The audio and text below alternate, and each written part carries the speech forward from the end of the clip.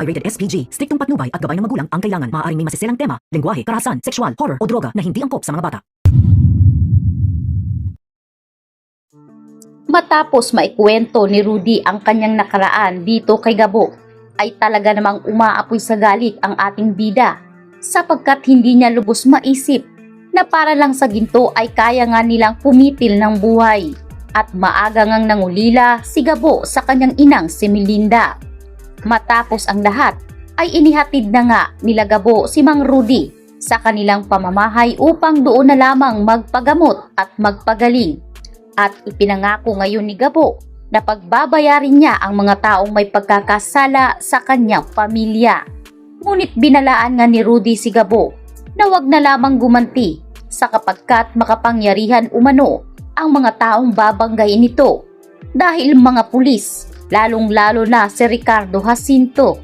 Dati nga umano ay wala siyang magawa, kaya ngayon ay mas mainam kung wag na lamang ipagpatuloy ni Gabo ang kanyang planong paghihiganti dahil ayaw niya umanong mawalan ng anak. Natahimik si Gabo at sinabi sa kanyang ama na hindi siya papayag na hanggang ngayon ay mamamayagpag pa rin ang kasamaan ng mga taong ito hanggat hindi umano na itutumba ni Gabo si Ricardo at Mariano. Hindi siya titigil hanggat hindi niya maibigay ang hustisya para sa kanyang ina. Kaya naman agad ngang umalis si Gabo at dumiretso sa hideout nila Pops. Dito humingi siya ng tulong. Ikinuwento ni Gabo ang punot dulo ng nangyari sa kanilang buhay lalong-lalo na sa kanyang ama. Subalit dito natahimik si Pops nang marinig na ni Gabo na ang kanyang amang si Rudy ay isa pala sa mga kwentong narinig noon ni Pops noong siya ay bata pa.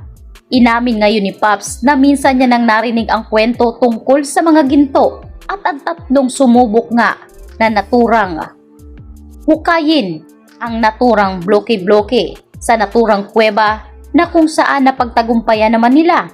Ngunit hindi aakalain ni Pops na totoo pala ang naturang sabi-sabi. Kaya naman inamin ngayon ni Pops dito kay Gabo na ang taong nakuhaan nga ni Rudy ng mapa ay walang iba kundi ang kanyang anak. Kaya naman matapos maitumba ang kanyang anak ay doon na rin naglaho at nawala ang naturang mapa. Hindi pala lubos maisip nitong si Pops na ang nakakuha pala noon ay ang ama ni Gabo na si Rudy. Kaya humingi ngayon ng dispensa si Gabo at hindi niya alam. Kaya naman humihingi siya ngayon ng tulong para mabawi ito kay Mariano at Ricardo. Naniniwala kasi si Gabo na nasa mga kamay pa rin nila ito hanggang ngayon.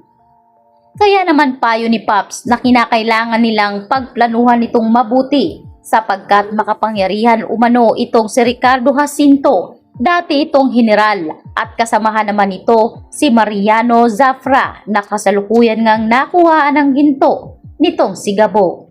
Kaya naman hindi umano biro ang papasuking misyon nitong si Gabo. Kaya naman para mapatunayan ito ay nais itong si Pops ay alamin mabuti kung ano nga ba talaga ang background ng mga ito upang mapaghandaan nila kung ano nga bang pagpaplano ang kanilang dapat gawin. Kaya agad na ngang inutusan ni Pops si Lawin at Uwak na manmanang mabuti ang mga taong ito para nang sa ganon ay hindi sila malagay sa alanganin.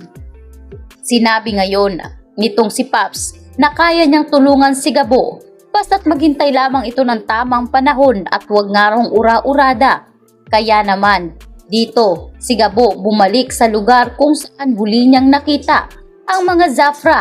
Ngunit hindi niya aasahan na doon rin sila magkikita nitong si Sam. Pinilit kasi ni Sam na tapusin ang misyon kahit hands off na siya dito. Kahit galit na itong si Delgado sa kanya, pati nga itong si Ricardo, wala siyang pakialam dahil ang gusto niya ay malinis ang kanyang pangalan at patunayan na talagang desidido siya na may mga kasalanan ang mga taong ito.